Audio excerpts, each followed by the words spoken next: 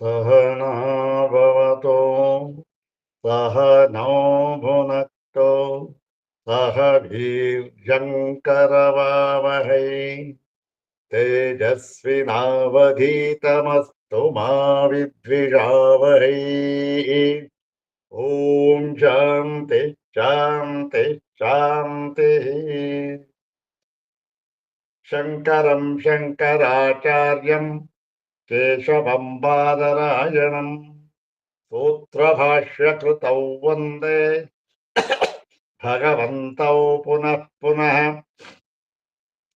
सूत्रभाष्यप्रणेतारौ वेदान्ताभ्यप्रभाकरौ वन्दे परस्परात्मानौ बादरायणशङ्करौ श्रुतिस्मृतिपुराणानाम् आलयं करुणालयं नमामि भगवत्पादं शङ्करं लोकशङ्करं नमामि भगवत्पादशङ्करं लोकशङ्करं वन्दे तं सच्चिदानन्दं यतिवर्यं महामतिं वेदवेदान्तसारज्ञं सद्गुरुं प्रणतोऽस्म्यहम् सदाशिवसमारम्भाम् शङ्कराचार्यमध्यमाम् अस्मदाचार्यपर्यन्ताम् वन्दे गुरुपरम्पराम्। अग्रे उपस्थितेभ्यः भवद्भ्यः सर्वेभ्यो जिज्ञासुभ्यः हार्दान् प्रणामान् समर्पयामि।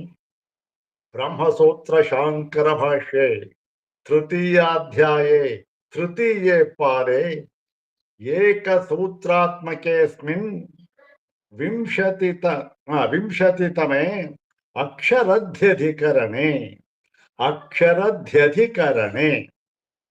तस्मिन् अक्षरध्यधिकरणे उपनिबद्धम् एकमात्रं सूत्रम् इदानीं द्विवारं पठित्वा सूत्रार्थं तद्भाष्यभागं च यथाचार्यानुग्रहं विचारयामः। इदं सूत्रं पादादितः त्रयस्त्रिंशं सूत्रम् पादादितः त्रयस्त्रिंशं सूत्रम्। सर्वाग्रे शंकर भगवत् पूज्यपादानां प्रशस्ति श्लोकमेकं पठित्वा तेषां पादारविन्दयोः शिरसा प्रणिपत्य अनुग्रहं च प्राप्य प्रकृतं त्रयस्त्रिंशं सूत्रं तद्भाष्यभागं च यथाचार्यानुग्रहं विचारयामः। सर्वाग्रे शंकर भगवत् पूज्यपादानां प्रशस्ति श्लोकमेकं द्विवारं पठामः। ओम विज्ञानाम्बुधिचन्द्राय सुज्ञाननिधये नमः। अज्ञानध्वान्तसूर्याय शङ्करार्याय धीमते। ओम विज्ञानाम्बुधिचन्द्राय सुज्ञाननिधये नमः। अज्ञानध्वान्तसूर्याय ಶಂಕರಾರ್ಯಾಯ ಧೀಮತೆ. ಶ್ಲೋಕ ತುಂಬಾ ಚೆನ್ನಾಗಿದೆ. ತಾವುಗಳು ಎಲ್ಲಾದ್ರೂ ಸಂದರ್ಭ ಬರುತ್ತಲ್ಲ, ಎಲ್ಲಾರು ಹೋಗ್ತೀರಾ, 4 ಮಾತಾಡಿ ಅಂತ ಹೇಳ್ತಾರೆ, ಯಾವುದೋ 4 ಮಾತಾಡ್ಬೇಕಾಗಿರುತ್ತೆ, ವೇದಾಂತಕ್ಕೆ ಸಂಬಂಧಪಟ್ಟಂತೆ ಅಥವಾ ಶಂಕರರ ಸಂಬಂಧಪಟ್ಟಂತೆ ಅಥವಾ ನಮ್ಮ ಸನಾತನ ಧರ್ಮಕ್ಕೆ ಸಂಬಂಧಪಟ್ಟಂತೆ ಮಾತಾಡ್ಬೇಕಾಗಿ ಬರುತ್ತೆ. ಆ ಸಂದರ್ಭ ಬಂದಾಗ ತಾವು ಈ ಶಂಕರ ಭಗವತ್ಪಾದರ ಒಂದು ಈ ಪ್ರಶಸ್ತಿ ರೂಪವಾದ ಶ್ಲೋಕ ಇದೆಯಲ್ಲ, ಇದನ್ನ ಎಲ್ಲಾರು ಶ್ರುತಿ ಸ್ಮೃತಿ ಪುರಾಣಾನಾಂ ಆಲಯಂ ಅಂತ ಹೇಳ್ತಾರೆ, ಅದು ಸರಿಯಾಗಿದೆ, ಇಲ್ಲ ಅಂತಲ್ಲ. ಆದರೆ ಇದು ಕೂಡ ಬಹಳ ಚೆನ್ನಾಗಿದೆ. ಅದಷ್ಟು ಛಂದಸ್ಸಿನಲ್ಲಿ ಉಪನಿಬದ್ಧವಾಗಿರ್ತಕ್ಕಂತಹ ಶ್ಲೋಕ ತುಂಬಾ ಚೆನ್ನಾಗಿದೆ, ಅರ್ಥವೂ ಚೆನ್ನಾಗಿದೆ, ಪ್ರಾಸಬದ್ಧವಾಗಿ ಉಪನಿಬದ್ಧ ಮಾಡಿದ್ದಾರೆ. ಇದನ್ನ ಹೇಳಿದರೆ ಚೆನ್ನಾಗಿರುತ್ತೆ ಅಂತ ನನ್ನ ಅಭಿಪ್ರಾಯ. ತಾವೇನ ಇದು 4-5 ದಿವಸದಿಂದ ಹೇಳ್ತಾ ಇದ್ದೀವಿ, ಹಿಂದೆ ಹೇಳಿದ್ದೇನು ಕಾಣುತ್ತೆ. ಇದನ್ನ ತಾವು ಕಂಠಸ್ಥ ಮಾಡಿಕೊಂಡು ಎಲ್ಲರೂ ಹೇಳಿದ್ರೆ ತುಂಬಾ ಚೆನ್ನಾಗಿರುತ್ತೆ ನೋಡು. ಓಂ ವಿಜ್ಞಾನಾಂಬುಧಿ ಚಂದ್ರಾಯ ಸುಜ್ಞಾನನಿಧಯೇ ನಮಃ ಅಜ್ಞಾನಧ್ವಾಂತ ಸೂರ್ಯಾಯ ಶಂಕರಾರ್ಯಾಯ ಧೀಮತೆ. ಅಥ ಶ್ರೀಮಚ್ಛಂಕರ ಭಗವತಃ ಕೃತೌ ಶಾರೀರಕಮೀಮಾಂಸಾ ಭಾಷ್ಯೆ ತೃತೀಯೇ ಸಾಧನಾಧ್ಯಾಯೇ ತೃತೀಯೇ ಪಾದೆ ಏಕಸೂತ್ರಾತ್ಮಕಂ ವಿಂಶಂ ಅಕ್ಷರಧ್ಯಧಿಕರಣಂ. ಓಂ ಅಕ್ಷರಧಿಯಾನ್ ತ್ವವರೋಧ ಸಾಮಾನ್ಯ ತದ್ಭಾವಾಭ್ಯಾಮೌಪಸದವತ್ತದುಕ್ತಂ. ಓಂ ಅಕ್ಷರಧಿಯಾನ್ ತ್ವವರೋಧ ಸಾಮಾನ್ಯ ತದ್ಭಾವಾಭ್ಯಾಮೌಪಸದವತ್ತದುಕ್ತಂ. ಸೂತ್ರ ಒಳ್ಳೆ ಗಂಭೀರವಾಗಿ ಉಪನಿಬದ್ಧವಾಗಿದೆ ಭಗವಾನ್ ಬಾದರಾಯಣರಿಂದ. ಸರ್ವಜ್ಞರು ಭಗವಾನ್ ಬಾದರಾಯಣರು ಅವರಿಂದ ಸೂತ್ರ ಹೇಳ್ತಾ ಇದ್ರೆ, ಪಾರಾಯಣ ಮಾಡ್ತಾ ಇದ್ರೆ ಇನ್ನೊಂದು ಬಾರಿ ಹೇಳಬೇಕು ಅಂತ ಅನ್ಸುತ್ತೆ.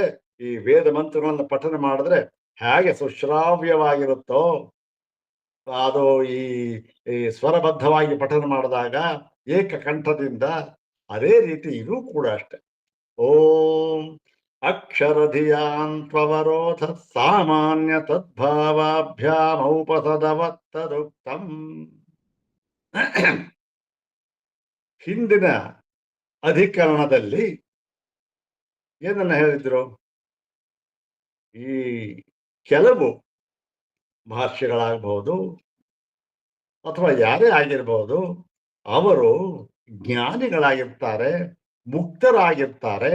ಅವರೂ ಕೂಡ ಪುನಃ ಜನ್ಮವನ್ನ ಪಡೆದು ಲೋಕ ವ್ಯವಹಾರವನ್ನು ಯಥಾ ರೀತಿ ಸಾಮಾನ್ಯರಂತೆ ಮಾಡುತ್ತಿರುವುದು ಕಂಡು ಬಂದಿದೆ.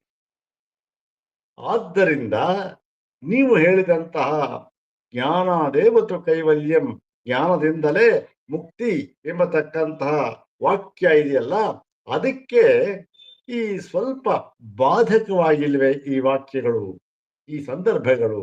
ಇದನ್ನ ಶ್ರುತಿಯಲ್ಲೂ ಹೇಳಿದೆ, ಸ್ಮೃತಿಯಲ್ಲಿಯೂ ಹೇಳಿದೆ ಎಂಬುದಾಗಿ ಸಂಶಯ ಬರುತ್ತೆ. ಅದಕ್ಕಾಗಿ ಹೇಳಿದ್ರು ಅವರು ಮುಕ್ತರೇ, ಜ್ಞಾನದಿಂದಲೇ ಮುಕ್ತಿ ಅಂತ ಅನ್ನುವುದು ಶತಸಿದ್ಧ. ಮುಕ್ತರಾದರು ಅಂತಂದ್ರೆ ಓಹೋ ಇವರು ಮುಕ್ತರಾದ್ರಪ್ಪ, ಒಂದ್ ಸ್ವಲ್ಪ ಕ್ಲೇಶ ಉಳ್ಕೊಂಡಿದೆ, ಪಂಚಕ್ಲೇಶಗಳಲ್ಲಿ ಒಂದು ಕೊನೆಯದೊಂದು ಉಳ್ಕೊಂಡ್ಬಿಟ್ಟಿದೆ ಕಣ್ರಿ, ಅಸ್ಮಿತಾ ಅಂತಕ್ಕಂಥದ್ದು ಯಾವುದೋ ಒಂದು, ಅಂದ್ರೆ ಅಷ್ಟೇ ಅಜ್ಞಾನಿ ಅಂತಲೇ ಅರ್ಥ. ಹಾಗೆ ಅವನ ಅಜ್ಞಾನಿ ಅಂತಲೇ ಜ್ಞಾನದಿಂದ ಪೂರ್ಣವಾಗಿ ಮುಕ್ತಿಯಿಂದ ಪೂರ್ಣವಾಗಿ ಮುಕ್ತಿ ಅಂತಲೇ. ಸುಮ್ಮನೆ ಇವೆಲ್ಲ ಉಪಚಾರಕ ಹೇಳೋದು ಮಾತು ಅಷ್ಟೆ. ಹೀಗೆ ಹೇಳಿ ಅವರು ಆ ದೇಹಧಾರಣೆ ಮಾಡಿರ್ತಕ್ಕಂಥವರು ಎಲ್ಲಿಯವರೆಗೆ ಅವರು ಅಧಿಕೃತರಾಗಿರುತ್ತಾರೆಯೋ ಅಲ್ಲಿಯವರೆಗೆ ಮಾತ್ರ ಅವರಿಗೆ ಅಧಿಕಾರ. ಅವರು ಆ ಒಂದು ಅಧಿಕಾರವನ್ನ ನಿರ್ವಹಣೆ ಮಾಡುತ್ತಿದ್ದಾಗಲೂ ಕೂಡ ಅವರು ಆ ಮುಕ್ತ ಸ್ಥಿತಿಯಲ್ಲೇ ಇರ್ತಾರೆ. ಅದು ಅವನಿಗೆ ಮಾತ್ರ ಗೊತ್ತಾಗತ್ತೆ ಅಷ್ಟೇ, ಬೇರೆಯವ್ರಿಗೆ ಯಾರಿಗೂ ಗೊತ್ತಾಗೋದಿಲ್ಲ. ಬೇರೆಯವರು ಏನ್ರಿ ನಮ್ಮ ಹಾಗೆ ಅವನು ಕೂಡ ವ್ಯವಹಾರ ಮಾಡ್ತಾ ಇದ್ದಾನೆ ಅಂತಂತಾರೆ. ಆದ್ರೆ ಎಲ್ಲವೂ ಕೂಡ ಅವರ ಪಾಲಿಗೆ ವ್ಯವಹಾರಾಭಾಸ. ಮತ್ತು ಈ ಒಂದು ಜ್ಞಾನದಿಂದ ಮುಕ್ತಿ ಓಹೋ ಪಾಕ್ಷಿಕವಾಗಿ ಆಗುತ್ತೆ ಅಥವಾ ಆಗೋದೇ ಇಲ್ಲ ಅಂತಕ್ಕಂಥ ಸಂಶಯ ಬರೋದಕ್ಕೆ ಸಾಧ್ಯವೇ ಇಲ್ಲ. ಯಾತಕ್ಕೆ ಸಾಧ್ಯವಿಲ್ಲ ಅಂತಂದ್ರೆ, ಜ್ಞಾನವಾದ ತಕ್ಷಣ ಆ ಮುಕ್ತಿ ಎಂಬ ಫಲವು ನಿಮ್ಮ ಅನುಭವಕ್ಕೆ ಬಂದು ಬಿಡುತ್ತದೆ. ಯಾವಾಗ ಅನುಭವಕ್ಕೆ ಬಂದ್ಬಿಡುತ್ತೋ ಅದನ್ನ ಯಾವ ಪ್ರಮಾಣದಿಂದಲೂ ಕೂಡ ಅದನ್ನ ವಿರೋಧಿಸುವುದಕ್ಕಾಗುವುದಿಲ್ಲ, ತಳ್ಳಿ ಹಾಕುವುದಕ್ಕಾಗುವುದೇ ಇಲ್ಲ. ಯಾವುದಾದರೂ ಪ್ರಮಾಣ ಇರಲಿ, ಕೊನೆಗೆ ಶ್ರುತಿ ಪ್ರಮಾಣವೇ ಇರಲಿ, ಅದರಿಂದಲೂ ಕೂಡ ಅದನ್ನ ತಪ್ಪಿಸುವುದಕ್ಕಾಗುವುದಿಲ್ಲ ಅಂತ ಹೇಳಿ.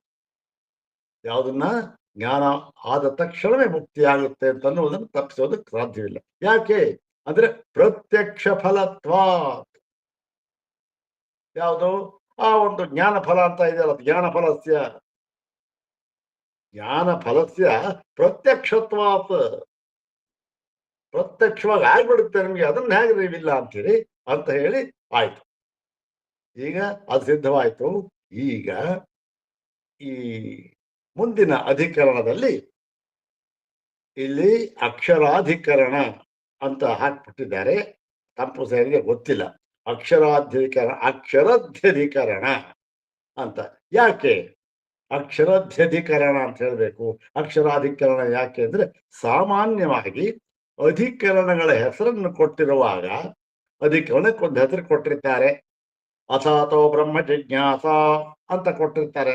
ಅವಕ್ಕೆ ಏನು ಆಧಾರ, ಏನು ಸಾಮಾನ್ಯವಾಗಿ ಏನ್ ಇಟ್ಟುಕೊಂಡಿರ್ತಾರೆ ಅಂತಂದ್ರೆ ಆ ಒಂದು ಸೂತ್ರ ಯಾವ ಒಂದು ಪದದಿಂದ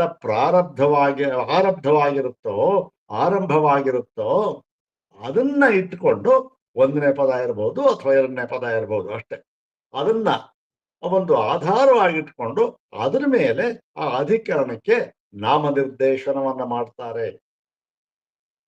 ಅಥಾತೋ ಬ್ರಹ್ಮ ಜಿಜ್ಞಾಸ ಅಂತಕ್ಕಂಥದ್ದು. ಅದಕ್ಕೆ ಏನು ಜಿಜ್ಞಾಸಾಧಿಕರಣ ಅಂತ ಅಂದ್ರು. ಯಾತಕ್ಕೆ? ಆ ಜಿಜ್ಞಾಸ ಅಂತನ್ನೋ ಪದ ಇದೆ ಅಲ್ಲಿ. ಆದ್ದರಿಂದ ಜನ್ಮಾದ್ಯಧಿಕರಣ ಅಂತಂದ್ರು. ಜನ್ಮಾದ್ಯಧಿಕರಣ ಯಾವುದು? ಜನ್ಮಾದ್ಯತಃ ಜನ್ಮ ಆದಿ ಅಂತ ಮೊದಲ 2 ಅಕ್ಷರ ತಗೊಂಡ್ರು ಜನ್ಮಾದ್ಯಧಿಕರಣ ಅಂತ ಹೇಳಿದ್ರು. ಹೀಗೆ ಶಾಸ್ತ್ರೀಯತ್ವಾದಿ ಹೀಗೆಲ್ಲ ಇದೆಯಲ್ಲ. ಇದು ಅಲ್ಲಿ ಹಾಗೆ ಆ ಒಂದು ಪದ್ಧತಿಯಂತೆ ಇಲ್ಲಿ ಹೇಗೆ ಪ್ರಾರಂಭವಾಗಿದೆ ಸೂತ್ರ ನೋಡಿ. ಅಕ್ಷರಧಿಯಾಂತ್ವವರೋಧ ಅಂತ ಪ್ರಾರಂಭ ಆಗಿದೆ. ಅಕ್ಷರಧಿಯಾಂ ಅಂತಕ್ಕಂಥದ್ದು. ಈ ಅಕ್ಷರಧಿಯಾಂ ಅಂತಕ್ಕಂಥದ್ದು ಯಾವುದು?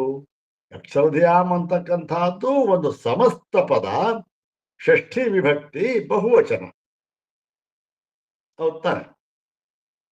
ಧಿಯ ಧಿಯೋ ಧಿಯಾಂ ಅಂತಕ್ಕಂಥದ್ದು ಅಕ್ಷರಧಿಯ ಅಕ್ಷರಧಿಯೋ ಅಕ್ಷರಧಿಯಾಂ ಅಂತಕ್ಕಂಥ ಧಿ ಶಬ್ದ ಇದು. ಇದರಲ್ಲಿ ಬಂದಿರತಕ್ಕಂಥ ಶಬ್ದ ಯಾವುದು? ಒಂದು ಅಕ್ಷರ ಶಬ್ದ ಮತ್ತೆ ಮತ್ತೊಂದು ಧೀ ಶಬ್ದ. ಇದು ಧೀ ಶಬ್ದ. ಇದು ಧೀಹಿ ಧಿಯೌ ಧಿಯಃ ಮತ್ತು ಅದರ ಷಷ್ಠಿ ವ್ಯಕ್ತಿ ಬಹುವಚನ ಧಿಯ ಧಿಯೋ ಧಿಯಾಂ. ಇದು ಸರಿಯಾಗಿದೆ. ಅಕ್ಷರ ಮತ್ತೆ ಧೀಹಿ ಎಂಬತಕ್ಕಂತಹ 2 ಶಬ್ದಗಳಿಂದ ಪ್ರಾರಂಭವಾಗಿದೆ. ಅದನ್ನ ಇಟ್ಕೊಂಡು ಅಕ್ಷರ ಪ್ಲಸ್ ಧಿ ಅಕ್ಷರಧಿ, ಅಕ್ಷರಧಿ ಪ್ಲಸ್ ಅಧಿಕರಣ ಅಕ್ಷರಧ್ಯಧಿಕರಣ. ಇದು ಅಕ್ಷರಧ್ಯಧಿಕರಣ ಅಂತ ಹೇಳಿದ್ದು ಸರಿ ಹೋಯ್ತು. ಇಲ್ಲಿ ಅಕ್ಷರಾಧಿಕರಣ ಅಲ್ಲ. ಇರ್ಲಿ ನೋಡೋಣ. ಓಂ ಅಕ್ಷರಧಿಯಾಂತ್ವವರೋಧ ಸಾಮಾನ್ಯ ತದ್ಭಾವಾಭ್ಯಾಮೌಪಸದವತ್ತದುಕ್ತಂ. ಇದ್ರ ಸಂದರ್ಭನೂ ಗೊತ್ತಾಯ್ತು. ಈಗ ಹಾಗಿದೆಯಲ್ಲ, ಮುಂದೆ ಏನು ಅಂತಂದ್ರೆ ಇದು ಈ ಕೆಲವು ಅಕ್ಷರ ವಿಷಯವೇ ಬಂದಿರತಕ್ಕಂತಹ ಕೆಲವು ವಿಶೇಷಣಗಳಿದ್ದಾವೆ. ಎಲ್ಲ ವಿಶೇಷಣಗಳನ್ನು ಕೂಡ ಪ್ರತಿಷೇಧ ಮಾಡಿ ತಿಳಿಸಿಕೊಟ್ಟಿದ್ದಾರೆ.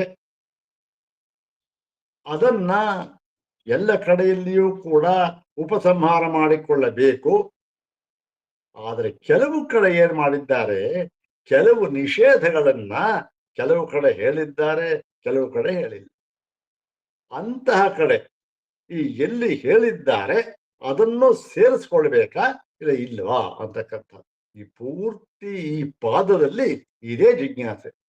ಯಾಕೆ ಅಂದ್ರೆ ಒಂದೊಂದು ಕಡೆ ಸೇರಿಸ್ಕೋಬೇಕು ಅಂತ ಹೇಳಿದ್ದಾರೆ, ಇಲ್ಲ ಅಂತ ಹೇಳಿದ್ದಾರೆ, ಮಾಡಬೇಕು ಅಂತಾರೆ, ಇನ್ನೊಂದು ಕಡೆ ಮಾಡಬಾರದು ಅಂತಾರೆ. ಈಗ ಮಾಡಬೇಕು ಮಾಡಬಾರದು ಅಂತ ನ್ಯಾಯ ಎಲ್ಲಾ ಕಡೆನೂ ತರೋಕ್ಕಾಗೋದಿಲ್ಲ. ಅದೊಂದು ಕಡೆ ಮಾತ್ರ, ಕೆಲವು ಕಡೆ ಮಾತ್ರ ಎಲ್ಲಾ ಕಡೆ ತರಬೇಕು. ಕೆಲವೊಂದು ನ್ಯಾಯವನ್ನ ಎಲ್ಲಾ ಕಡೆ ತರಬಾರದು. ತರಬೇಕಾದಂಥ ನ್ಯಾಯ ಯಾವುದು, ತರಬಾರದಂಥ ನ್ಯಾಯ ಯಾವುದು, ಇದನ್ನ ಸಿದ್ಧ ಮಾಡಬೇಕು. ಇದು ಕಟ್ಟದ ಕೆಲಸ. ಯಾಕೆಂದ್ರೆ ವೇದಗಳು ಅನಂತ ವಿಸ್ತಾರವಾಗಿರ್ತಕ್ಕಂಥದ್ದು. ಎಲ್ಲಿ ಅಯ್ಯಪ್ಪ ಸಮುದ್ರ ಅದು.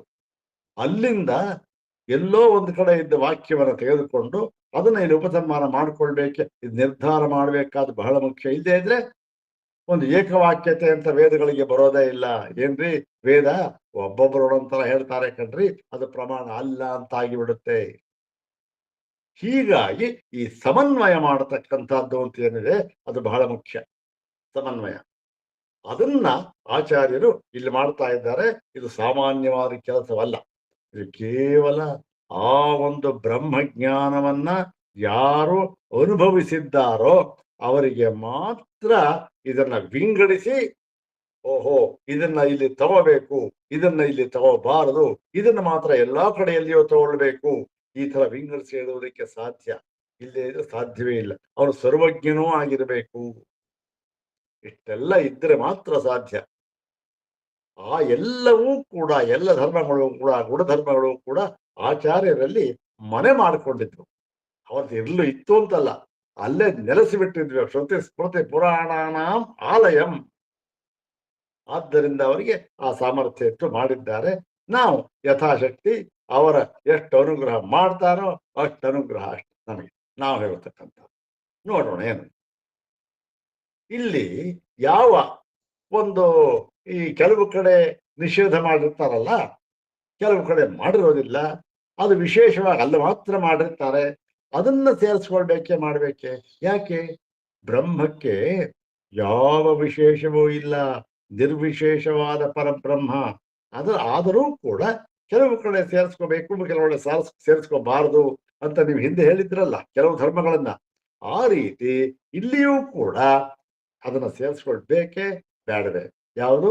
ಆ ವಿಶೇಷವಾಗಿ ಬಂದಿರತಕ್ಕಂತಹ ನಿಷೇಧ ಶ್ರುತಿಗಳನ್ನ, ಯಾವುದು ಎಲ್ಲಿ ಬಂದಿದೆ, ಹೇಗೆ ತಗೊಳ್ಬೇಕು ತಗೊಳ್ಬಾರದು ಅನ್ನೋ ವಿಚಾರ, ಇವೆಲ್ಲವನ್ನೂ ಕೂಡ ಭಾಷ್ಯ ಭಾಗದಲ್ಲಿ ಭಗವತ್ಪಾದರು ಅನುಗ್ರಹ ಮಾಡಿದ್ದಾರೆ. ನೋಡೋಣ. ಇದು ಗೊತ್ತಾಯ್ತಲ್ಲ, ಇದು ಸಂದರ್ಭ. ತಗೋಬೇಕೋ ಬೇಡವೋ ನಿಷೇಧ ಶ್ರುತಿಗಳನ್ನ ಒಂದು ಕಡೆ ಹೇಳಿದ್ರೆ ಇನ್ನೊಂದು ಕಡೆ ತಗೊಳ್ಬೇಕೋ ಬೇಡವೋ ಅಂತಕ್ಕಂಥ.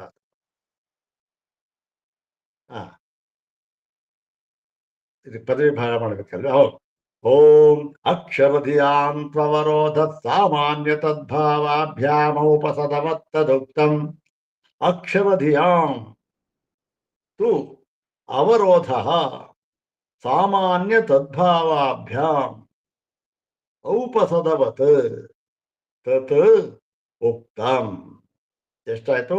ಅಕ್ಷರಧಿಯಾಂ ತು ಅವರೋಧ ಸಾಮಾನ್ಯ ತದ್ಭಾವಾಭ್ಯಾಂ ಔಪಸದವತ್ ತತ್ ಉಕ್ತಂ ಇತಿ ಸಪ್ತಪದಾತ್ಮಕಮಿದಂ ಸೂತ್ರಂ.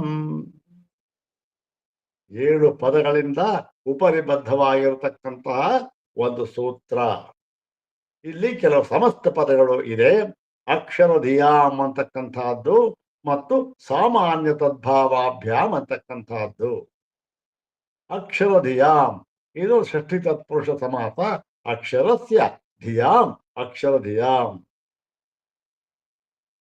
ಅಕ್ಷರಸ್ಯ ಧಿಯಃ ಅಕ್ಷರಧಿಯಃ ತಾಸಾಂ ಅಕ್ಷರಧಿಯಾಂ. ಮತ್ತೆ ಸಾಮಾನ್ಯ ತದ್ಭಾವಾಭ್ಯಾಂ. ಇಲ್ಲಿ ಸಾಮಾನ್ಯಂಚ ತದ್ಭಾವಶ್ಚ ಸಾಮಾನ್ಯ ತದ್ಭಾವವು. ಕೊನೆ ಪದ ಯಾವ ಲಿಂಗ ಇರುತ್ತೋ ಅದಕ್ಕನುಸಾರವಾಗಿ ವಿಭಕ್ತಿ ನಾವು ಹೇಳಬೇಕಷ್ಟೆ.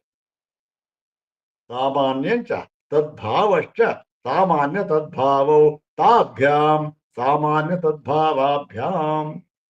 ಸಾಮಾನ್ಯ ಮತ್ತೆ ತದ್ಭಾವ ಅದ್ರ ಪಂಚವಿಭಕ್ತಿ ಇದು, ಭಾವಾಭ್ಯಾಮ್ ಅಂತ. ಆದ್ರೆ ಇದು ಕಾರಣ ಹೇತುವನ್ನು ಸೂಚಿಸ್ತಕ್ಕಂಥದ್ದು. ಸಾಮಾನ್ಯ ಭಾವ ಮತ್ತು ತದ್ಭಾವ ಇವೆರಡೂ ಕೂಡ ಇರುವುದರಿಂದ ಏನು? ಅಕ್ಷರಧಿಯ ಅಂತೂ ಅವರೋಧ. ಅನ್ವಯ ಇದು. ನೋಡೋಣ ಅನ್ವಯ. ಔಪಸದವತ್ ಯಥಾ ಔಪಸದವತ್. ಔಪಸದ ಅಂತಕ್ಕಂಥದ್ದು ಒಂದು ಯಾಗ. ಅಹೀನ ಅಂತಕ್ಕಂಥದ್ದು ಆ ಒಂದು ಭಾಗದಲ್ಲಿ ಬರತಕ್ಕಂಥ ಯಾಗ. ಅದು ವಿಭಾಗ ಮಾಡಿದ್ದರೆ ಹಿಂದೆ ಹೇಳಿದ್ನೆಲ್ಲ 3 ಭಾಗ ಅಂತಕ್ಕಂಥದ್ದು. ಐಕಾಹ ಒಂದು ಸತ್ರ ಅಂತಕ್ಕಂಥದ್ದು, ಇನ್ನೊಂದು ಅಹೀನ ಅಂತಕ್ಕಂಥದ್ದು. ಐಕಾಹ ಅಂದ್ರೆ ಒಂದಿದನ್ನು ಮುಗಿತಕ್ಕಂಥದ್ದು. ಈ ಅಹೀನ ಅಂತಕ್ಕಂಥದ್ದು ಒಂದು 4 ದಿನದಲ್ಲಿ ಮುಗಿತಕ್ಕಂಥದ್ದು. ಅದರಲ್ಲಿ ಆ ಒಂದು ಅಂಗಕರ್ಮಗಳು ಎಲ್ಲ ಸೇರ್ಕೊಂಡು ಹೇಳ್ತಾರೆ ಒಟ್ಟು. ಇದು ಸತ್ರ ಅಂತಕ್ಕಂಥದ್ದು ಅದು ವಿಶೇಷವಾಗಿ ಮಾಡತಕ್ಕಂತಹದ್ದು, ಬಹಳ ನಡೀತಕ್ಕಂಥದ್ದು. ಇದು ಅಹೀನ ಅಂತಕ್ಕಂಥ ಒಂದು ಯಾಗದ ಪ್ರಕಾರದಲ್ಲಿ ಬರ್ತಕ್ಕಂಥ ಒಂದು ಇದು. ಅಲ್ಲಿ ಔಪಸದವತ್ತು, ಏನು ಔಪಸದವತ್ತು ಅನ್ನೋದು ಭಾಷೆಯಲ್ಲಿ ಹೇಳ್ತಾರೆ. ಅಲ್ಲಿ ಹೇಳಿದ್ದಾರೆ ಅದರಂತೆ. ಈ ಔಪಸದವತ್ತು ಇವೆಲ್ಲ ನೀವು ನಿದರ್ಶನ ಹೇಳ್ತಾ ಇದ್ದೀರಲ್ಲ, ಎಲ್ಲಿದೆ ಇದು ಅಂದ್ರೆ ತತ್ ಉಕ್ತಂ. ಕುತ್ರ ಉಕ್ತಂ? ತತ್ ಎಲ್ಲಿ? ಪೂರ್ವತಂತ್ರೇ ಉಕ್ತಂ.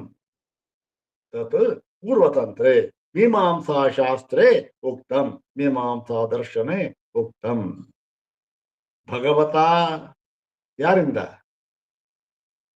ಜೈಮಿನಿಭಿ, ಜೈಮಿನಿಗಳಿಂದ ಅದು ಉಕ್ತವಾಗಿದೆ. ನೋಡೋಣ ಇಲ್ಲಿ ಔಪಸದವತ್ ಸಾಮಾನ್ಯ ತದ್ಭಾವಾಭ್ಯಾಂ ಅನ್ವಯ ನೋಡೋಣ. ತು ಅಕ್ಷರಧಿಯಾಂ ಅವರೋಧ ಕರ್ತವ್ಯ. ಅಕ್ಷರಧಿಯಾಂ ಅಂದ್ರೆ ಅಕ್ಷರಕ್ಕೆ ಸಂಬಂಧಪಟ್ಟ ಬುದ್ಧಿಗಳನ್ನ, ಅದ್ಯಾವುದು ಅಂತಕ್ಕಂಥದ್ದು ಅದೇ ಅಕ್ಷರ ಅಂದ್ರೆ ಬ್ರಹ್ಮ ಸಂಬಂಧಿ ಆದಕ್ಕಂಥದ್ದು. ಅದರ ಒಂದು ಧಿಯ ಅಂದ್ರೆ ಪ್ರತ್ಯಯಗಳು, ಅದರ ಪ್ರತ್ಯಯ ಯಾವುದು? ಅದೇ ಹೇಳಿದ್ದೆ ನಿಷೇಧ. ಕೆಲವು ಕಡೆ ನಿಷೇಧವಾಗಿ ಒಂದು ಶ್ರುತಿಯನ್ನ ಹೇಳಿದ್ದಾರೆ. ಅದು ಇಲ್ಲಿ ವಿಶೇಷವಾಗಿ ನಿಷೇಧ ಶ್ರುತಿ, ವಿಶೇಷ ನಿಷೇಧ ಶ್ರುತಿಗಳನ್ನು ತಗೊಂಡಿದ್ದಾರೆ. ಅಕ್ಷರಧಿಯ ಅದರ ಅವುಗಳ ಅವರೋಧ ಕರ್ತವ್ಯ. ಅವುಗಳೆಲ್ಲವನ್ನೂ ಕೂಡ ಬೇರೆ ಕಡೆಯಲ್ಲಿಯೂ ಕೂಡ ಅವರೋಧ ಕರ್ತವ್ಯ, ಉಪಸಂಹಾರ ಕರ್ತವ್ಯ. ಅವರೋಧ ಅಂದ್ರೆ ಉಪಸಂಹಾರ, ಅವರೋಧ ಉಪಸಂಹಾರವನ್ನು ಮಾಡಿಕೊಳ್ಳಬೇಕು. ಕುತಃ ಯಾಕೆ ಸ್ವಾಮಿ ಹೇಳ್ತಾ ಇದ್ದೀರಿ ಇದು ಅಂತಂದ್ರೆ ಸಾಮಾನ್ಯ ತದ್ಭಾವಾಭ್ಯಾಂ. ಇಲ್ಲಿ ಸಮಾನ ಭಾವವೂ ಇದೆ, ಮತ್ತೆ ತದ್ಭಾವ ಭಾವವೂ ಇದೆ. ತದ್ಭಾವವೂ ಇದೆ, ಸಮಾನ ಭಾವ ತದ್ಭಾವ ಎರಡೂ ಇರುವುದರಿಂದ ಏನ್ ಸಮಾನ ಭಾವ ಏನ್ ತದ್ಭಾವ ಅಂತ ಅನ್ನೋದನ್ನ ಭಾಷೆಯಲ್ಲಿ ಹೇಳ್ತಾರೆ. ಇದಕ್ಕೆ ನಿದರ್ಶನ ಎಲ್ಲಾರು ಇದೆಯೋ ಅಂತಂದ್ರೆ ಹೌದು ಇದೆ. ಎಲ್ಲಿ? ಔಪಸದ ಯಥಾ ಔಪಸದವತ್. ಹೇಗೆ? ಔಪಸದವತ್. ಔಪಸದ ಅಂದ್ರೆ ಉಪಸದಕ್ಕೆ ಸಂಬಂಧಪಟ್ಟಿರತಕ್ಕಂತಹ ಕರ್ಮ ವಿಶೇಷದಲ್ಲಿ ಏನದು ಅಲ್ಲಿ ಹಾಗೆ ಅದರಂತೆ ಔಪಸದವತ್ ಔಪಸದಂತೆ ಏನು? ಅಭಿಸಂಧಿ ಕರ್ತವ್ಯ. ಅಂದ್ರೆ ಅಭಿಸಂಧಿ ಇದ್ರೆ ಸೇರಿಸ್ಕೊಳ್ಬೇಕು, ಅದಕ್ಕೆ ಎಳ್ಕೊಂಬಂದು ಸೇರಿಸ್ಕೊಳ್ಬೇಕಿದೆ. ಅಭಿಸಂಧಿ ಸೇರಿಸ್ಕೊಳ್ಬೇಕು ಅದಕ್ಕೆ. ಅದರಂತೆ ಅಲ್ಲಿ ಆ ಔಪಸದಂತೆ. ಇದು ಎಲ್ಲಿ ಹೇಳಿದೆ ಸ್ವಾಮಿ ಇದು ಅಂದ್ರೆ ತತ್ ಪೂರ್ವತಂತ್ರೇ ಉಕ್ತಂ. ಇದನ್ನ ಪೂರ್ವತಂತ್ರದಲ್ಲಿ, ಪೂರ್ವತಂತ್ರದಲ್ಲಿ ಅಂದ್ರೇನು? ಮೀಮಾಂಸಾ ದರ್ಶನದಲ್ಲಿ ಇದನ್ನ ಹೇಳಿದ್ದಾರೆ. ಎಲ್ಲಿ ಹೇಳಿದ್ದಾರೆ, ಹೇಗೆ ಹೇಳಿದ್ದಾರೆ ಅಂತಕ್ಕಂಥದ್ದನ್ನ ಭಾಷ್ಯದಲ್ಲಿ ಕೊಟ್ಟಿದ್ದಾರೆ. ಎಲ್ಲಿ ಹೇಳಿದ್ದಾರೆ ಅಂತ ಮಾತ್ರ ಹೇಳಿದ್ದಾರೆ ಭಾಷ್ಯದಲ್ಲಿ. ಎಲ್ಲಿ? ಈ ಒಂದು ಜೈಮಿನಿಯ ಸೂತ್ರದಲ್ಲಿ ಯಾವ ಭಾಗದಲ್ಲಿ ಹೇಳಿದ್ದಾರೆ ಅಂತ ಕೊಟ್ಟಿರ್ತಾರೆ ಭಾಷ್ಯಕಾರರು ಅಷ್ಟೇ, ಅವರೇನು ವಿವರಣೆ ಕೊಟ್ಟಿರೋದಿಲ್ಲ ಅದರಂತೆ ಅಂತ. ಅದರ ವಿವರಣೆ ಯಾರ ಕೆಲಸ ಅದು? ಅದೆಲ್ಲ ವ್ಯಾಖ್ಯಾನಕಾರರು. ವ್ಯಾಖ್ಯಾನಕಾರರು ಓಹೋ ಆ ಸೂತ್ರ ಎಲ್ಲಿ ಬಂದಿದೆ, ಎಲ್ಲಿ ಆ ಪೂರ್ವ ಮೀಮಾಂಸಾ ದರ್ಶನದಲ್ಲಿ ಎಲ್ಲಿ ಬಂದಿದೆ, ಯಾವ ಅಧ್ಯಾಯದಲ್ಲಿ ಬಂದಿದೆ. ಯಾಕೆ? ಪೂರ್ವ ಮೀಮಾಂಸಾ ದರ್ಶನದಲ್ಲಿ ಇದೆ 12+4 16 12 ಅಧ್ಯಾಯ ಇದೆ. ದ್ವಾದಶ ಲಕ್ಷಣಿ ಅಂತ ಹೇಳ್ತಾರೆ, ಷೋಡಶ ಲಕ್ಷಣಿ ಅಂತ ಹೇಳ್ತಾರೆ. ಇದ್ರಲ್ಲಿ ಎಲ್ಲಿ ಬಂದಿದೆ? ಅಲ್ಲಿ. ಮತ್ತೆ ಅದು ಸೂತ್ರ ಯಾರು ಅರ್ಥವಾಗೋದಿಲ್ಲ, ಅದಕ್ಕೆ ಭಾಷ್ಯ ಬೇಕು. ಅದಕ್ಕೆ ಭಾಷ್ಯ ಬರೆದಿರತಕ್ಕಂಥ ಶಬರ ಸ್ವಾಮಿಗಳು, ಆ ಶಬರ ಸ್ವಾಮಿ ಭಾಷ್ಯ ತೆಗೆದು ನೋಡು. ಅದನ್ನೆಲ್ಲ ಉದ್ಧಾರ ಮಾಡಿ ವ್ಯಾಖ್ಯಾನಕಾರರು ನೋಡಿ ಇಲ್ಲಿ ಈ ತರ ಹೇಳಿದ್ದಾರೆ ಅಂತ ಹೇಳಿದ್ದಾರೆ. ಹೀಗಾಗಿ ನೋಡಿ ಇದನ್ನ ಈ ಕೂಲಂಕಷವಾಗಿ ವಿಸ್ತಾರವಾಗಿ ಏನು ಉಪಸದ ಅಂದ್ರೆ ಎಲ್ಲಿ ಹೇಳಿದ್ದಾರೆ, ಹೇಗೆ ಮಾಡ್ತಾರೆ, ಇದರ ಅಭಿಸಂಧಿ ಕರ್ತವ್ಯ ಆದ್ರೆ ಅಭಿಸಂಧಿ ಅಲ್ಲಿ ಹೇಗೆ ಅಭಿಸಂಧಿ ಮಾಡಿದ್ದಾರೆ ಇವೆಲ್ಲ ತಿಳ್ಕೊಳ್ಬೇಕಾದ್ರೆ ಅಂದ್ರೆ ನಿಖರವಾಗಿ ತಿಳಿದುಕೊಳ್ಬೇಕಾದ್ರೆ ನಮಗೆ ಇಲ್ಲ ನಾವು ಮೀಮಾಂಸಾ ದರ್ಶನದಲ್ಲಿ ಪರಿಣತರಾಗ್ಬಿಟ್ಟಿರ್ಬೇಕು. ಇಲ್ಲದೆ ಇದ್ರೆ ಅಷ್ಟು ಭಾಗ ಮಾತ್ರ ಎಲ್ಲಿ ತಿಳ್ಕೊಳ್ಬೇಕಾದ್ರೂ ಸಾಕು, ಏನ್ ಬೇಕಿಲ್ಲ ಬೇರೆದು. ಅದಕ್ಕೆ ಬೇಕಾದ್ರೆ ವ್ಯಾಖ್ಯಾನವನ್ನು ನೋಡ್ಲೇಬೇಕು. ಹೀಗಾಗಿ ವ್ಯಾಖ್ಯಾನ ಉಪಯುಕ್ತ ಅಲ್ಲ ಅಂತಲ್ಲ, ಖಂಡಿತವಾಗೂ.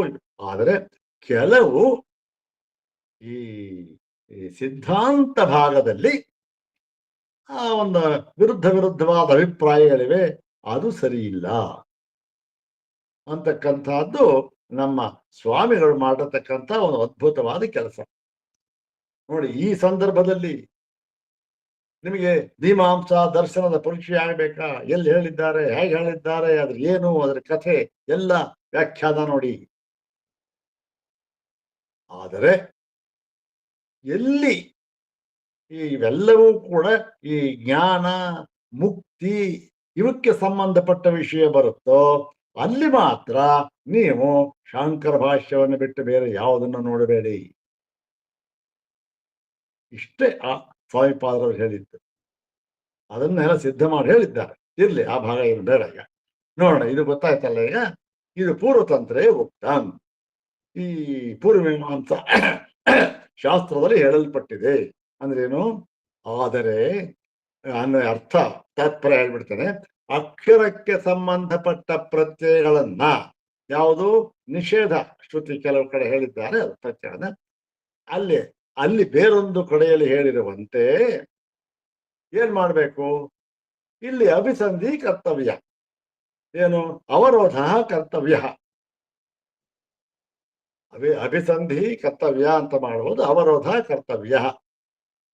ಅವರೋಧವನ್ನು ಮಾಡಿಕೊಳ್ಳಬೇಕು, ಉಪಸಂಹಾರವನ್ನು ಮಾಡಿಕೊಳ್ಳಬೇಕು ಎಲ್ಲ ಕಡೆಯಲ್ಲಿಯೂ ಕೂಡ. ಯಾಕೆ ಅಂದ್ರೆ ಅದಕ್ಕೆ ಸಮಾನ ಭಾವ ಇದೆ, ತದ್ಭಾವವೂ ಇದೆ. ಇವೆರಡೂ ಇರುವುದರಿಂದ ಸಾಮಾನ್ಯ ತದ್ಭಾವಾಭ್ಯಾಂ. ಹೇಗೆ ಅಂತಂದ್ರೆ ಔಪಸದಗಳಲ್ಲಿರುವಂತೆ. ಎಲ್ಲಿ ಔಪಸದ ಅಂದ್ರೆ ಏನು, ಅದು ಯಾವ ಭಾಗ ಬರುತ್ತೆ ಅದನ್ನ ಭಾಷೆ ನೋಡೋಣ. ಔಪಸದಗಳಿರುವಂತೆ ಅಲ್ಲಿ ಹೇಳಿದ್ದಾರೆ.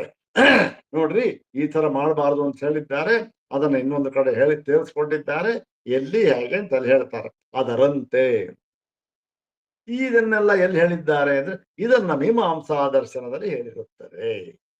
ಅಷ್ಟೇ, ಪೂರ್ತಿ ಆಯ್ತು. ಈಗ ಈ ಭಾಷ್ಯ ಭಾಗ ನೋಡೋಣ. 382ನೇ ಭಾಷ್ಯ ಭಾಗ. ವಾಜಸನೇಯಕ್ಕೆ ಶ್ರೂಯತೆ ಏತದ್ವೈತದಕ್ಷರಂಗಾರ್ಗಿ ಬ್ರಾಹ್ಮಣ ಅಭಿವದಂತಿ ಅಸ್ಥೂಲಂ ಅನಣು ಅಹ್ರಸ್ವಂ ಅದೀರ್ಘಂ ಅಲೋಹಿತಂ ಅಸ್ನೇಹಂ, ಇನ್ನು ಉದ್ದಕ್ಕೂ ಬರುತ್ತಲ್ಲ ಇತ್ಯಾದಿ.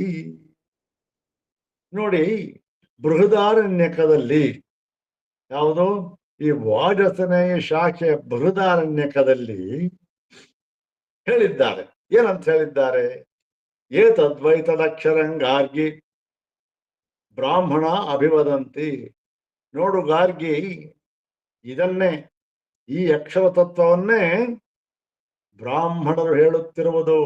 ಆ ಸಭೆ ಗೊತ್ತಲ್ಲ, ಅಷ್ಟು ಸಭೆ ವಿದ್ವಾಂಸರು ಬೇಕಾಷ್ಟರ ಬಂದಿದ್ದಾರೆ. ಜನಕ್ಕೆ ರಾಜ ಕೂತಿದ್ದಾನೆ, ಗಾರ್ಗಿ ವಾದ ಮಾಡ್ತಾ ಇದ್ದಾಳೆ. ಎಲ್ಲ ಪೂರ್ಣವಾಗಿ ಒಂದು ಪೂರ್ಣವಾಗಿ ಆಕಾಶವೂ ಕೂಡ ಯಾತರಲ್ಲಿ ಓತಪ್ರೋತವಾಗಿದೆ ಸಂದರ್ಭ ಗೊತ್ತಲ್ಲ. ಓತಪ್ರೋತವಾಗಿದೆ ಅಂತಾಗ ಅದು ಪರಬ್ರಹ್ಮದಲ್ಲಿ ಅಂತ ಹೇಳ್ತಾ ಅದು. ಆವಾಗ ಅವಳು ಹೇಳ್ತಾಳೆ, ಈ ಯಾಜ್ಞವಲ್ಕ ಇದ್ದಾನಲ್ಲ, ನಿಮ್ಮಂತ 100 ಜನ ಬಂದರೂ ಕೂಡ ಇವನನ್ನ ವಾದದಲ್ಲಿ ಗೆಲ್ಲೋದಕ್ಕಾಗೋದಿಲ್ಲ, ಸುಮ್ಮನೆ ಹೋಗ್ರಿ ಅಂತ ಹೇಳ್ಬಿಡ್ತಾರೆ.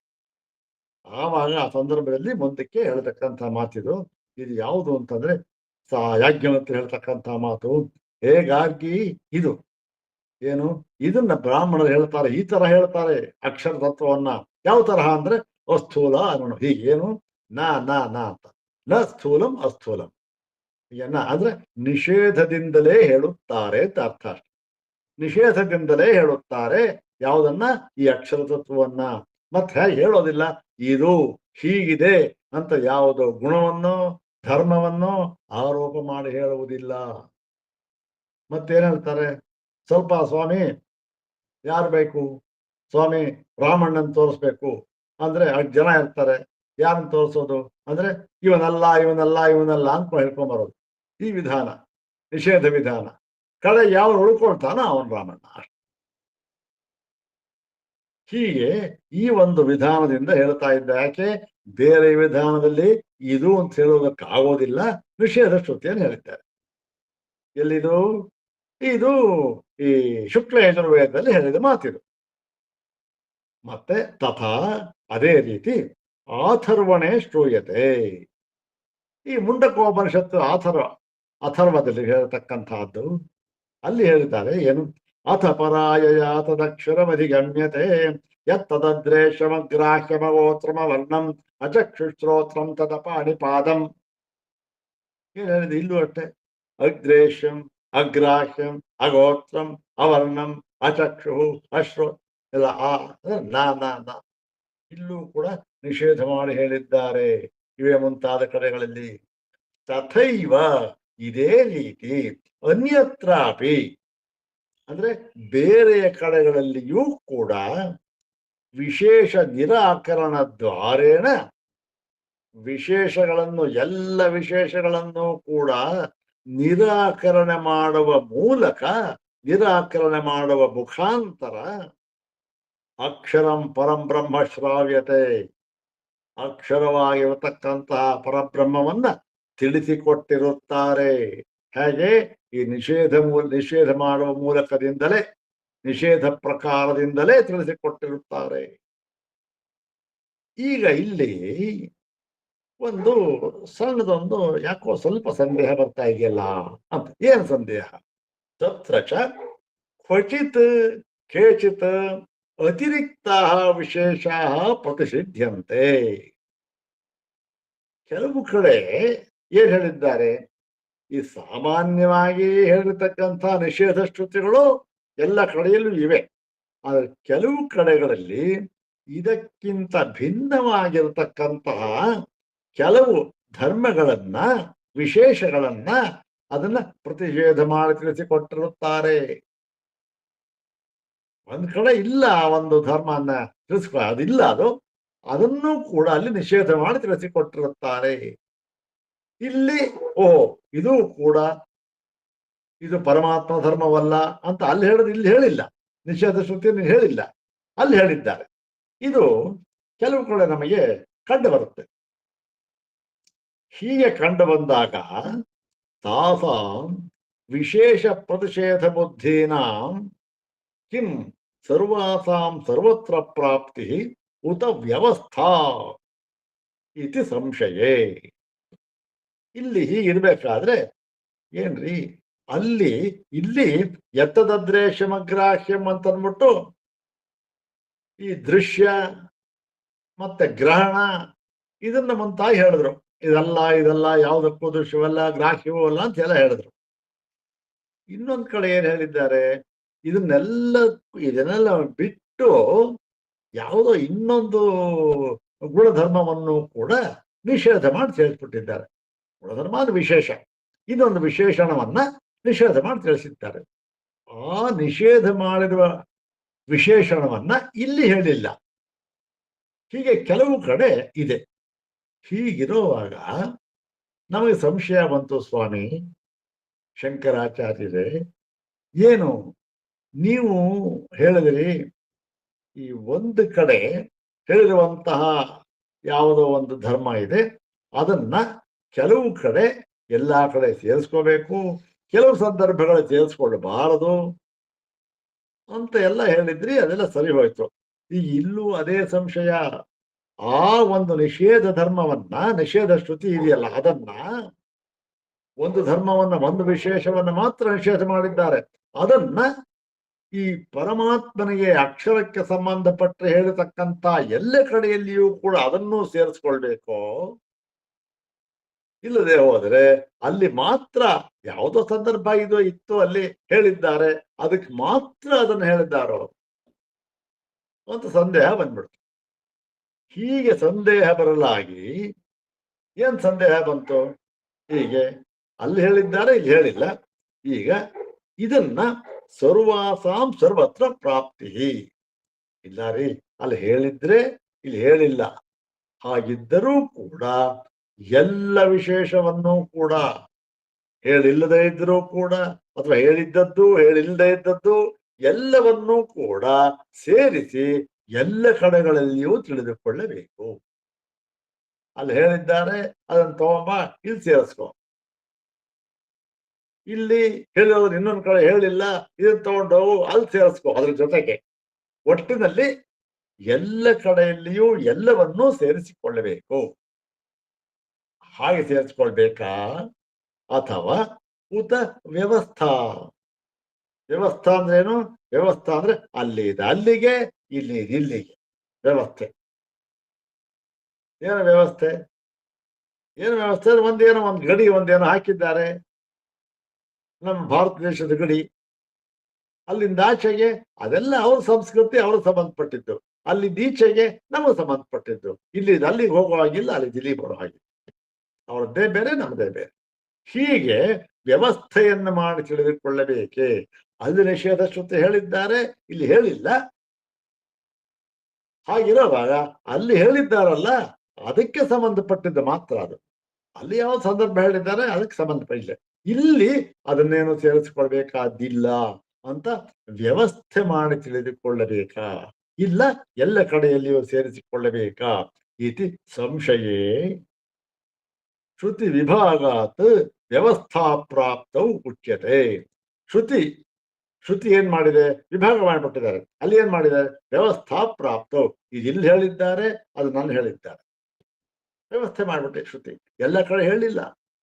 ಯಾವುದೋ ಒಂದು ಧರ್ಮನ ನಿಷೇಧ ಮಾಡಿ ಅಲ್ಲಿ ಮಾತ್ರ ಹೇಳಿದ್ದಾರೆ ಅಷ್ಟೇ, ಇಲ್ಲಿ ಬಿಟ್ಬಿಟ್ಟಿದ್ದಾರೆ. ಈ ವ್ಯವಸ್ಥೆ ಮಾಡಿ ಶ್ರುತಿಯೇ ಹೇಳಿರುವುದರಿಂದ ಇದನ್ನು ಸೇರಿಸ್ಕೊಳ್ಬೇಕಾಗಿಲ್ಲ ಸ್ವಾಮಿ. ಯಾಕೆ? ಶ್ರುತಿ ಹೇಳ್ಬಿಟ್ಟಿದೆಯಲ್ಲ. ಒಂದ್ ಪಕ್ಷ ಹೇಳ್ಬೇಕಾಗಿ ಇಲ್ಲೂ ಹೇಳ್ತಾ ಇದ್ರು. ಶ್ರುತಿ ಪರಮ ಪ್ರಮಾಣ ಅಂತ ಹೇಳಿ ಇದು ಆ ವ್ಯವಸ್ಥಾ ಪ್ರಾಪ್ತ ಶ್ರುತಿಯಲ್ಲೇ ವ್ಯವಸ್ಥೆ ಮಾಡಿಬಿಟ್ಟಿದ್ದಾರೆ. ಆದ್ದರಿಂದ ಇದನ್ನ ಏನ್ ಮಾಡ್ಬೇಕು?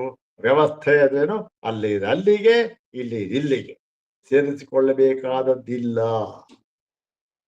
ಶ್ರುತಿಯಲ್ಲೇ ಇದೆ ಅದು ಅಂತ ಹೇಳಿ ನಮಗೆ ಈ ಒಂದು ಸಂಶಯ ಬರುತ್ತೆ. ಆ ಸಂಶಯದಲ್ಲಿಯೂ ಕೂಡ ನಾವೇ ನಿರ್ಧಾರ ತಗೋಬಹುದು. ಯಾಕೆ? ಶ್ರುತಿ ಪರಮ ಪ್ರಮಾಣ. ಅಲ್ಲಿ ಹೇಳಿದ್ದಾರೆ, ಇಲ್ಲಿ ಹೇಳಿಲ್ಲ. ಇಲ್ಲಿ ಹೇಳಿಲ್ಲ ಅಂದ್ರೆ ಇದು ಇದಕ್ಕೆ ಸಂಬಂಧಪಟ್ಟಿದ್ದು, ಅಲ್ಲಿ ಹೇಳಿದ್ದಾರೆ ಅಂದ್ರೆ ಅದಕ್ಕೆ ಸಂಬಂಧಪಟ್ಟಿದ್ದು, ಆ ಸಂದರ್ಭಕ್ಕೆ ಸಂಬಂಧಪಟ್ಟಿದ್ದು ಅದು, ಈ ಸಂದರ್ಭಕ್ಕೆ ಸಂಬಂಧಪಟ್ಟಿದ್ದು ಇದು. ಒಂದು ಪಕ್ಷ ಎಲ್ಲ ಕಡೆಯಲ್ಲಿಯೂ ಹೇಳುವ ಒಂದು ಇರಾದ ಇಚ್ಛೆ ಇದ್ದರೆ ಶ್ರುತಿಗೆ ಏನ್ ಹೇಳ್ತಾ ಇದ್ರು? ಅಲ್ಲೂ ಹೇಳ್ತಾ ಇದ್ರು. ಹೌದ್ ತಾನೆ? ಅಲ್ಲೇನು ಬಿಡ್ತಾ ಇದ್ದಿಲ್ಲ. ಹಾಗಾಗಿ ಇದನ್ನ ವ್ಯವಸ್ಥಿತವಾಗಿಯೇ ತಿಳಿಯಬೇಕು. ವ್ಯವಸ್ಥಿತ ಅಂದ್ರೇನು? ಅಲ್ಲಿ ಹಾಗೆ ಅದಕ್ಕೆ ಮಾತ್ರ, ಇಲ್ಲಿ ಏನು ಸೇರಿಸ್ಕೊಳ್ಬೇಕಾದಿಲ್ಲ. ವ್ಯವಸ್ಥೆ ಇದ್ರೆ ಅಲ್ಲಿ ಅದೇ ವ್ಯವಸ್ಥೆ, ಇದೇ ವ್ಯವಸ್ಥೆ ಅಂತ ತಿಳಿದುಕೊಳ್ಳಬೇಕು ಎಂಬುದಾಗಿ ನಾವು ನಿರ್ಣಯ ಮಾಡುತ್ತೇವೆ ಅಂದ್ಬಿಟ್ಟ ಪೂರ್ವ ಪಕ್ಷಿ. ಪರಮ ಪ್ರಮಾಣ ಸ್ವಾಮಿ ಶ್ರುತಿ ನಿರ್ಣಯ ಮಾಡ್ತೇವೆ. ನಿಷೇಧ ಶ್ರುತಿ ಕೆಲವನ್ನ ಅಲ್ಲಿ ಬಿಟ್ಬಿಟ್ಟಿದ್ದಾರೆ. ಬಿಟ್ಬಿಟ್ಟಿದ್ರೆ ಇದನ್ನೇನು ಸೇರಿಸ್ಕೋಬೇಕಾದಿಲ್ಲ. ಇದಿಲ್ಲಿಗೆ ಅದಲ್ಲಿಗೆ ಅಷ್ಟೇ. ಹೀಗೆ ವ್ಯವಸ್ಥಾ ಪ್ರಾಪ್ತು, ಈ ಒಂದು ವ್ಯವಸ್ಥೆಯು ಪ್ರಾಪ್ತವಾಗಲಾಗಿ ಉಚ್ಯತೆ. ಹೀಗೆ ಏನಂದನ ಈಗ ಅದಕ್ಕೆ ಸಂಶಯ ಸಿದ್ಧಾಂತ ಉಚ್ಯತೆ. ಈಗ ಅದಕ್ಕೆ ಸಿದ್ಧಾಂತವನ್ನ ನಾವು ಹೇಳುತ್ತೇವೆ ಅಂತ ಹೇಳಿ ಈ ಸಿದ್ಧಾಂತ ಭಾಗವನ್ನ ಹೇಳ್ತಾ ಇದ್ದಾರೆ. ಒಂದು 3 ಲೈನ್ ಇದೆ, ಮುಗಿಸ್ಬೇಡ. ಅಕ್ಷರ ವಿಷಯಾಸ್ತು ವಿಶೇಷ ಪ್ರತಿಷೇಧ ಶ್ರುತಯ ಸರ್ವತ್ರ ಅವರೋಧವ್ಯ. ಇದು ಸೂತ್ರ ರೂಪವಾಗಿ ಹೇಳಿದ ಮಾತು. ಏನು? ನಾವು ಸಿದ್ಧಾಂತವನ್ನು ಹೇಳುತ್ತೇವೆ ಅಂತ ಪ್ರತಿಜ್ಞೆ ಮಾಡಿದ್ರಲ್ಲ, ಏನು ನಿಮ್ಮ ಸಿದ್ಧಾಂತ ಅಂದರೆ ನೋಡಿ, ಅಕ್ಷರ ವಿಷಯವಾದ ವಿಶೇಷ ಪ್ರತಿಷೇಧ ಶ್ರುತಿಗಳನ್ನ, ವಿಶೇಷ ಪ್ರತಿಷೇಧ ಅಂದ್ರೆ ಒಂದು ಕಡೆ ಎಲ್ಲ ಪ್ರತಿಷೇಧವನ್ನು ಹೇಳಿದ್ದಾರೆ, ಒಂದು ವಿಶೇಷವನ್ನ ಪ್ರತಿಷೇಧವನ್ನಾಗಿ ಮಾಡತಕ್ಕಂಥದ್ರಲ್ಲಿ ಹೇಳಿಲ್ಲ. ಇಲ್ಲಿ ಅಲ್ಲಿ ಮಾತ್ರ ಹೇಳಿದ್ದಾರೆ. ನಾ ಅಂತ ಇದೆಯಲ್ಲ, ಯಾವುದೋ ಒಂದು ಗುಣಧರ್ಮ ನಾ ವಿಶೇಷಕ್ಕೆ ನಾ ಅಂತ ಅನ್ನೋದನ್ನ ಇಲ್ಲಿ ಹೇಳಿಲ್ಲ. ಅದನ್ನ ಆ ಗುಣ ವಿಶೇಷವನ್ನು ತಂದಿಲ್ಲ ಇಲ್ಲಿ.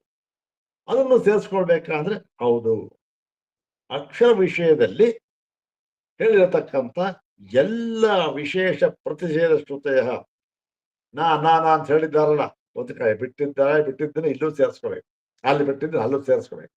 ಅದನ್ನ ಎಲ್ಲ ವಿಶೇಷ ಪ್ರತಿಷೇಧ ಮಾಡತಕ್ಕಂತಹ ಶ್ರುತಿಗಳನ್ನು ಕೂಡ ಸರ್ವತ್ರ ಎಲ್ಲ ಕಡೆಯಲ್ಲಿಯೂ ಕೂಡ ಅವರೋಧವ್ಯಾ ಉಪಸಂಹರ್ತವ್ಯಾ, ಎಲ್ಲ ಕಡೆಯಲ್ಲಿಯೂ ಕೂಡ ಸೇರಿಸಿಕೊಳ್ಳಬೇಕು ಅಂತ ಹೇಳಿದ್ರು. ಮತ್ತೆ ಸಾಮಾನ್ಯ ಯಾಕೆ ಅಂತಂದ್ರೆ ಸಾಮಾನ್ಯ ತದ್ಭಾವಾಭ್ಯಾಮ್, ಸಮಾನ ಭಾವ ಮತ್ತು ತದ್ಭಾವ ಎರಡೂ ಇರುವುದರಿಂದ. ಇದನ್ನ ಟೈಮ್ ಆಯ್ತು, ಸ್ವಲ್ಪ ಓದ್ಬಿಡ್ತೇನೆ, ನಾ ಮುಂದೆ ನಾಳೆ ಅದನ್ನ ವಿವರವಾಗಿ ಹೇಳೋಣ. ಸಮಾನೋ ಹಿ ಸರ್ವತ್ರ ವಿಶೇಷ ನಿರಾಕರಣ ರೂಪೋ ಬ್ರಹ್ಮ ಪ್ರತಿಪಾದನ ಪ್ರಕಾರ. ಸಮಾನ ಯಾವುದಿದೆ ನೋಡ್ರಿ, ಎಲ್ಲ ಕಡೆಯಲ್ಲಿಯೂ ಕೂಡ ನಿಷೇಧರು ವಿಶೇಷಗಳನ್ನ ನಿಷೇಧ ಮಾಡುವ ರೂಪದಿಂದಲೇ ಬ್ರಹ್ಮವನ್ನು ತಿಳಿಸಿಕೊಟ್ಟಿದ್ದಾರೆ. ಯಾವುದೋ ಒಂದು ನಿಷೇಧ ಬಿಟ್ಬಿಟ್ಟಿದ್ದಾರೆ ಅಂದ್ರೆ ಮಾತ್ರಕ್ಕೆ ಅದು ತಗೋಬಾರದು ಅಂತಲ್ಲ. ನಿಷೇಧ ಶ್ರುತಿಯಿಂದಲೇ ಬ್ರಹ್ಮವನ್ನು ತಿಳಿಸಿಕೊಟ್ಟಿದ್ದೆ, ಬೇರೆ ಮಾರ್ಗವೇ ಇಲ್ಲ. ಅದು ನಿಷೇಧ ಶ್ರುತಿಯಿಂದ ತಿಳಿಸಿಕೊಡುವುದು ಅಂತಲೂ ಸಮಾನವಾಗಿರ್ತಕ್ಕಂಥದ್ದು, ಎಲ್ಲ ಕಡೆಯಲ್ಲಿಯೂ ಇರ್ತಕ್ಕಂಥದ್ದು. ಅದೇ ಒಂದು ರೀತಿ, ಅದೇ ನಿಯಮವನ್ನು ಅನುಸರಿಸಿದ್ದಾರೆ. ಮತ್ತು ಬ್ರಹ್ಮ ಪ್ರತಿಪಾದ ತದೇವಚ ಸರ್ವತ್ರ ಪ್ರತಿಪಾದ್ಯಂ ಬ್ರಹ್ಮ ಅಭಿನ್ನಂ ಪ್ರತಿಭಿಜ್ಞಾಯತೆ ತತ್ರ ಕಿಮಿತಿ ಅದ್ಯತೆ ಕೃತ ಬುದ್ಧಯ ಅನ್ಯತ್ರ ನ ಸ್ಯುಹು. ಹೀಗೆ ಎಲ್ಲ ಕಡೆಯಲ್ಲಿಯೂ ಪ್ರತಿಪಾದ್ಯವಾಗಿರತಕ್ಕಂಥ ಬ್ರಹ್ಮವು ಅಭಿನ್ನವಾಗಿ ನಮಗೆ ತೋರುತ್ತಿದ್ದರೂ ಕೂಡ ಬ್ರಹ್ಮವೊಂದೇ ಅಭಿನ್ನ. ಅದನ್ನು ಎಲ್ಲ ಕಡೆಯಲ್ಲಿಯೂ ಕೂಡ ನಿಷೇಧ ಶ್ರುತಿಗಳಿಂದಲೇ ತಿಳಿಸಿಕೊಟ್ಟಿದ್ದಾರೆ. ಹಾಗಿರುವಾಗ ಯಾಕಪ್ಪ ಅಲ್ಲಿಂದ ನಾನು ತೆಗೆದು ಇಲ್ಲಿ ಹಾಕೋಬಾರ್ದು ಯಾಕೆ ಅಂತ ಹೇಳಿ, ತಥಾಚ ಇದೇ ರೀತಿ ಇದನ್ನು ನಾವು ಆನಂದಾದಯ ಪ್ರಧಾನಸ್ಯ, ಹಿಂದೆ ಬಂದಿತ್ತು ಆನಂದ, ಆನಂದಾದಯ ಪ್ರಧಾನಸ್ಯ ಇತ್ಯತ್ರ ವ್ಯಾಖ್ಯಾತಂ, ಅದರಲ್ಲಿ ಹೇಳಿದ್ದೇವೆ. ಅದರಲ್ಲಿ ಹೇಳಿದಕ್ಕೂ ಇಲ್ಲಿ ಹೇಳಿದಕ್ಕೂ ಏನು ವ್ಯತ್ಯಾಸ ಇದೆ? ಅಲ್ಲಿ ಹೇಳಿದ್ನೇ ಇಲ್ಲಿ ಹೇಳಿದ್ದಾರೆ ಅಂದ್ರೆ ಪುನರುಕ್ತಿ ಆಗೋಯ್ತು. ಪುನರುಕ್ತಿ ಅಲ್ಲ ಇದು. ಏನು ವಿಶೇಷ ಅಂತ ಅನ್ನೋದನ್ನ ಅದರ ಮುಂದಿನ ಭಾಗದಲ್ಲಿ ನಾವು ತಿಳ್ಕೊಳ್ಳೋಣ. ಮತ್ತೆ ತತ್ರ ವಿಧಿರೂಪಾಣಿ ವಿಶೇಷಾಣಿ ಚಿಂತಿತಾನಿ ಇಹ ಪ್ರತಿಷೇಧ ರೂಪಾಣಿ ಇದು ವಿಶೇಷ. ನಾವು ಹೇಳೋದೇನು ಬೇಕಿಲ್ಲ, ನಮ್ಮ ಜ್ಞಾನ ಏನು ಬೇಕಿಲ್ಲ, ಆಚಾರ ಪ್ರತಿಯೊಂದು ಹಾಕ್ಬಿಟ್ಟಿದ್ದಾರೆ. ಅಲ್ಲಿ ಆನಂದಾದಯ ಪ್ರಧಾನಸ್ಯ ಅಂತನ್ನುವಾಗ ವಿಧಿರೂಪವಾದ ವಿಶೇಷಗಳನ್ನ ವಿಚಾರ ಮಾಡಿ ತಿಳಿಸಿಕೊಟ್ಟಿತ್ತು. ಇಲ್ಲಿ ಪ್ರತಿಷೇಧ ರೂಪವಾದ ವಿಧಿಗಳನ್ನ ಹೇಳಿದ್ದಾರೆ. ಅಲ್ಲಿ ಯಾವುದು ವಿಧಿಗಳನ್ನು ಹೇಳಿದ್ದರು, ಇಲ್ಲಿ ಪ್ರತಿಷೇಧ ರೂಪವನ್ನು ಹೇಳ್ತಾ ಇದ್ರು. ವಿಧಿ ಎಲ್ಲಿ ಹೇಳಿದ್ರು ಎಲ್ಲ ಕಡೆ ಸೇರಿಸ್ಕೊಳ್ಬೇಕು ಅಂದಿದ್ರು, ಇಲ್ಲಿ ಪ್ರತಿಷೇಧವನ್ನು ಹೇಳಿದ್ರು ಎಲ್ಲ ಕಡೆ ಸೇರಿಸ್ಕೊಳ್ಬೇಕು ಅಂತ ಹೇಳ್ತಾರೆ. ಅದು ಒಂದು ವ್ಯತ್ಯಾಸ. ಇದರ ಒಂದು ಸ್ವಲ್ಪ ವಿವರಣೆಯನ್ನ ಮುಂದಿನ ಭಾಗದಲ್ಲಿ ನೋಡೋಣ. ಓಂ ಶಾಂತಿ ಶಾಂತಿ ಶಾಂತಿ. ಓಂ ತತ್ಸತ್. 28